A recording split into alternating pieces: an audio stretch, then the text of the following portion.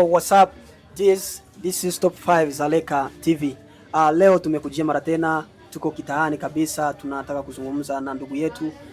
Ukiona kabisa tuko kwenye ofisi, na ofisi hii ni ya uchoraji wa maneno au maonesho ya picha kwenye manguo, na uchoraji huu unafanyika na watu ambao hao watu ni wabobezi, lakini mengi zaidi watakwenda kutuelezea pindi tunapoongea nao. Usisahau kwamba mimi ni Kaiba Mall, tunaendelea kukuletea update nyingi kwenye TV ya Top 5 Zaleka. Acha tuweze kuzungumza naye, mmoja kati ya waangalizi wa kituo hichi cha uchoraji na uchapaji mapicha kwenye mavazi. Habari yako kaka? Salama. Mzima afya? Mzima kabisa, namshukuru Mungu. Asante sana, naongea na Top 5 Zaleka TV, na leo tumekusurprise kabisa. Labda ingekuwa imepangiliwa, lakini acha tu tufanye hivyo kwa ajili ya kujua kile ambacho kinaendelea mahali hapa. Asante. Kwanza kabisa tuweze kukufahamu kiufupi, tuweze kutambua tunaona kazi, lakini pia tufahamu wewe ni nani hasa. Wananiita kwa majina, naitwa Samuel Manyama. Mimi ni artist serigraphe kwa Muzaleka. Nafanya hii kazi Muzaleka niko mwezi na 6 years a 7 years naifanyia huko Muzaleka. Ni kusudi tu ya kusaidia vijana na kusaidia kambi ya Zaleka isogee mbele. Kweli kabisa Manyanya. Kwa hiyo hii umesema tofauti na artist nyingine, nini umesema hapo? Serigraphy. Serigraphy ndo nini? Serigraphy manake mtu anamuita serigraphy, anafanya serigraphy. Serigraphy maana ndio ile artist ya kuchapa kwa manguo, kwa mashapo, kufanya vitu kama na hivyo. Uchoraji wa aina hiyo. Sasa kazi hii umesema umekuwa takriban na miaka 5-6 hivi unaifanya, na nini hasa akili kuinspire kuweza kuingia au kuweza kufanya kazi hii na kuendelea au kujihisi kuwa kazi hii inakufaa wewe? Okay, kwa ufupi tu kusema ukweli, niko na miaka 13 niko nafanya hii kazi. Nilianza kufanya hii kazi niko mtoto kidogo sana, niko na miaka 16 ndio nilianza kufanya hii kazi. Lengo langu kubwa kufanya hii kazi ni kwa sababu kwanza nilipenda kwa kuona gisi nilipenda, nikasema mtu ajue ya baadaye lazima itakija nisaidia baadaye.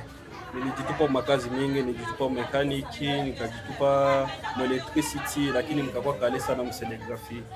Nilikuwa kale baadaye, wakati sasa tulitoka Kongo tukakuja huko Muzaleka, nikasema hakuna ingine kazi yoyote ila kunisaidia mimi kama vile kijana hapa Muzaleka, nikaanza itumika. Wakati nilianza itumika, nikaanza ona kama mafanikio kidogo kidogo, na mpaka leo hivi nikingaliki moyo. Maana kwa sababu vile nilikomalia moyo mpaka leo hivi nikaliki moyo. Okay. Mfupi ni kazi nzuri, ni kazi ya kumaisisha vijana nao wajifunze nayo, ni kazi yenye inasaidia kiuchumi na kupanua kiakili kivile. Kwa hiyo ni changamoto gani hasa ulizipata mwanzoni mwa hii kazi? Unajua kuwa kweli kitu umekianza ukiwa mdogo na kimekupatia uwezo mwingi wa kutambua changamoto na kile ambacho unaweza ukakifanya kwa ajili ya kutatua zile changamoto, lakini hasa tujue changamoto hizo zitokea wapi au ni changamoto gani ambazo zilikuwa mwanzoni mwa hii kazi? Okay, mwanzoni mwa hii kazi nilitumika hii kazi wakati ningaliki mtoto kidogo. Bosi wangu alikuwa anilipa kwanza mshahara wote, alinimaisisha kunifundisha kazi. Nilitumika naye almost miaka 3 sipati chochote kile, kwa kusudi ya kujua kazi tu. Okay, nilipofika miaka 3 akanituma Bujumbura, nikafanya huko miezi 3. Niliporudia akanipatia salary na nikafanya kazi. Ilikuwa ni changamoto ya kwanza hiyo. Kwa kivyangu mimi sioni kama ni changamoto, juu ilikuwa ni kunifungua akili na kunipanua vile akili. Nilipofika hapa Zaleka nilikuwa na changamoto kubwa sana kwa kusudi nianze tena hii kazi hapa Zaleka.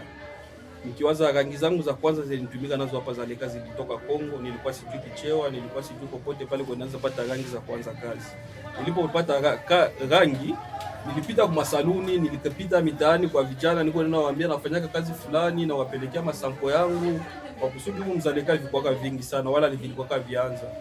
I think nikikumbuka kulikuwa mtu mmoja mwenye alikuwa anatumika tu na Plan Malawi, wanamuita Ilens.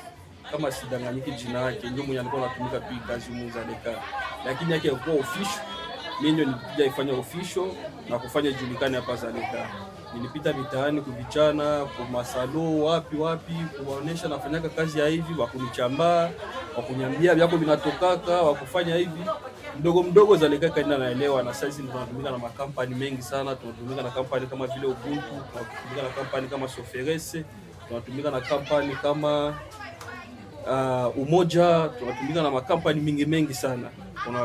Kwa kusudi kwa maisha na talent yetu, wanasema tuhamasishe vijana wa Zaleka wasonge mbele, waache kuzunguka tu mitaani, waache kuvuta mabangi, waache kufanya nini. Tuhamasishe kwa hii makazi kidogo kidogo nye wako nayo, kusudi wasonge mbele.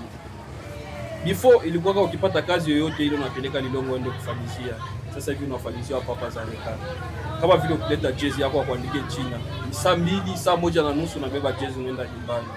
Inakuwa narahisisha watu kwa kuona kumbe kambi tutaanza fanya vya hivi, kumbe vijana wa mkambi wataanza fanya wa hivi. Sasa hivi tunapata wageni wengi wa kutoka madoa, wa kutoka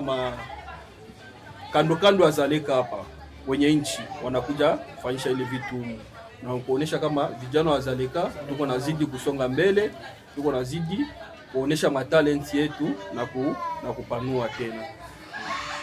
Asante sana Bwana Manyanya kwa moyo huo na juhudi ambazo umeweza kuzijenga katika industry hiyo ya sanaa kupitia uchoraji na uchapaji wa mapicha kwenye mavazi. Lakini tuweze kufahamu hasa kipindi hicho ambacho umefika, uwezo ulikuwa bado uko chini na ulitamani kuweza kushirikiana na wengine ambao walikuwa kwenye uwanja ili uweze kusoma dili ilivyo, na ikiwa Mungu atajalia mambo yaweze kuwa sawa kama leo hivi ilivyo. Hasa ni ujuzi gani au skills gani ambazo umezitumia sana hasa kwa kuweza kufikia mpaka uweze kujihisi una overtake place au kuchukua uwanja, pamoja na kuwa kuna wengine wameshainuka, lakini mmoja kati ya wale ambao wameanzisha? Okay. Kwa kuchukua uwanja ilikuwa ni safari ndefu sana.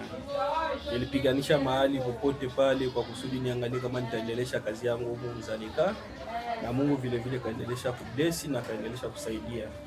Nakumbuka wakati nilifika huko nilikuwa sina uzoefu wowote wa kukata karatasi tu. Kongo tulikuwa natumika na mashini. Sasa huko inabidi ucreate nyingine yenye sio ya mashini. Nikaanza fuatilia kwa mitandao kisha wanakataka mapepa nini na nini. Mungu akanisaidia nikaendelea na kujifunza hivyo na nikavijua. Ilikuwa vigumu ya kwanza vile. Nakumbuka kulikuwa vyeo wa vijana Afrika wanamuita Jacques kama sidanganyiki. Ule vyeo wa vijana Afrika, wakati niliendaka muonesha nina kazi fulani yenye nafanyaka, unisaidie kuniinua. Ule vyaka akaniambia pana, mimi siwezi kuinua kwa hii kazi, lakini niko na ndugu mwenye anaiwaka vitu kama naibi, anapendaka vitu kama naibi, akaniconnect naye. Ilikuwa ni Tusefarini wa Kusalama Afrika. Sasa alipo ni connect na ule ndugu, ndio akaandika project yake Kusalama Afrika. Mwenyezi Mungu akasaidia, wakaijibia ile project, akaninunulia vifaa vyote vile vya kutumika navyo hii kazi. Tukatumika naye. Mwenyezi Mungu ilikuwa ningali mwanzo, changamoto ilikuwa mingi sana. Ndio tulipata kazi, tulitumika ma t-shirt ya UNHCR, tulitumika ma t-shirt ya JRS, tulitumika ma t-shirt ya Plan Malawi. Lakini changamoto ilikuwa wapi? Ilikuja kuwa pale vile kwenye wanahitaji vitu kwa faster sana, lakini hawavipati kwa faster sana. Kwa kusudi nilikuwa mimi mwenyewe nafanya ile kazi na uwezo ulikuwa bado hujakuwa wa level wa juu. Basi Mungu akasaidia, tukashikamana na ule brother. Alikuwa ni brother mzuri, alinishika mkila jambo na nikamata kama vile mloko yake. Tukapiga kazi mzuri, nilitumika Kusalama Afrika miaka 4 wala miaka 3 niko natumika pale. Basi Mungu akamsaidia brother, akaenda Marekani. Nikasema siwezi endelea kutumikia mtu, lazima na mimi nijipanue na nifanye yangu. Mixi nilifungula kwa office kangu na mpaka hivi bisi niko hapa. Mungu anaendelea kusaidia pole pole. Safi sana, Mungu aweze kutia nguvu tena.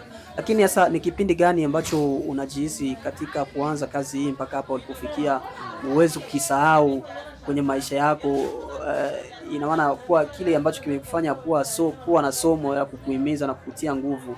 Kipindi gani kigumu ambacho kimekupitia katika hii kazi ambacho unajihisi kwamba kipindi fulani kilipita na kinaniachia donda kwenye moyo wangu?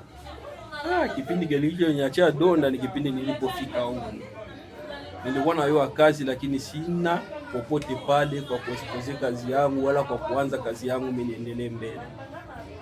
Ilibidi nifanye jitihada mingi sana kwa kusudi watu kwanza wajue kama niko mchoraji mwenye nafanya serigraphy.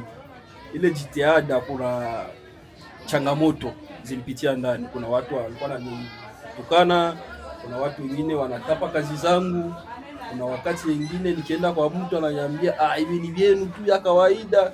Maki na uuliza avec ujuzi yangu wenye niko nayo na jangu wenye nafanya kabisa waone kama hivi nikaongeza juhudi tu, nikasema lazima Zaleka itike na kitu kikubalike. Na mpaka hivi gisi Zaleka imeitika na kitu kimekubalika na kisha kwa wengi huko Zaleka tunafanya hii kazi. Lakini kama mmoja wa waanzilishi wa kazi hii na kuwaleta wa vijana wengine kwenye uhai wa kujielewa kwamba wanaweza, kitu gani hasa unaweza kuleta kama somo kwa vijana wengine ambao bado hawajajielewa, wanalala kwenye vilabu vya pombe, wengine wapo wavuta bangi, wengine wanajiingiza kwenye mambo ambayo hayastahili? Ni kweli kila mtu anachagua maisha yake, lakini kuna wengine ambao kwa sababu ya kukata tamaa wanashindwa kujielewa ni wapi wanatoka na wapi wanakwenda. Kwa hiyo katika hilo changamoto na katika hali hiyo, ni kipi hasa unaweza kutuletea kama somo kwa jamii ya leo, hasa kwa vijana wetu? Niseme tu kwa vijana wa Zaleka tufanye kazi. Kazi ni kitu muhimu sana kwa mwanadamu. Hakuna kitu kinaendelesha mwanadamu kama vile kazi. Ukikalia kukunja mikono kuangalia vya mwenzako venye anapata kesho, ndio kwa maana kesho kuna kuja watu wanapigana visu huko kambini, watu wanaanza shinda kwa vilabu vya pombe, watu wanaanza vuta bangi kwa kusudi ya hiyo. Kazi ni kitu kimwa kizuri sana kwa mwanadamu. Hata Biblia inaandika asiyetumika na asili. Sasa wewe ni nani usifanye kazi? Tufanye kazi. Na kazi nzuri sana kwa mwanadamu ni kazi ya mikono, ni kazi yako wewe pekee ambayo unajitegemea wewe mwenyewe. Hao wote wenye wanafungula maofisi humu, wala hao wote wenye uko na maorganization humu, na kwa kujitihada zao za kujituma na kupiganisha kwenye kazi yao na kwenye akili yao, ndio maana sasa hivi tunawaona. Mfano tu kidogo, humu na wa vijana na kuna wababa wanategemea sana kazi zao na wanaendesha magari na manyumba mazuri na wana familia. Hiyo yote ni kwa sababu wamefanya nini? Wametumika, wamejituma. Sasa tusikali kazi ya maligala, tusikali kazi ya kukunywa pombe, tusikali kazi ya kuvuta bangi, madudo, maparlema. Tufanye kazi, tufanye kazi.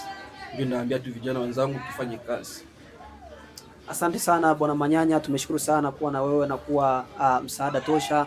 Umekuwa nguzo katika hali hii ya kuhimiza na kutia watu wengine moyo, maana umekuwa mmoja kati ya waanzilishi wa kile ambacho vijana wanaweza kujivunia, kuona kwamba wanaweza kujipatia matumaini tena kwa wale ambao wamevunjika moyo. Na wewe ambaye hujajua, wewe ambao hujatengeneza maisha yako, nafasi hii bado Mungu ana kusudi na wewe ili uweze kutengeneza pale ambapo pameharibika. Na tumekuwa naye ndugu yetu Manyanya. Swali la mwisho tuweze kufahamu, maana leo ni Eid, tunaita Eid Mubarak, Eid Fitr. Wewe upo upande gani? Bwana Yesu asifiwe au Eid? Mimi kwa Bwana Yesu asifiwe. Mwenzetu sisi. Sawa, tunashukuru sana, Mungu akutie nguvu. Hii ni Top 5 Zaleka na tunaendelea kukuita, tunaendelea kukualika uendelee kuwa wa kwanza kupokea taarifa zetu kwenye mitandao yetu ya kijamii ili uweze kubarikiwa na kufarijika zaidi. Asante sana.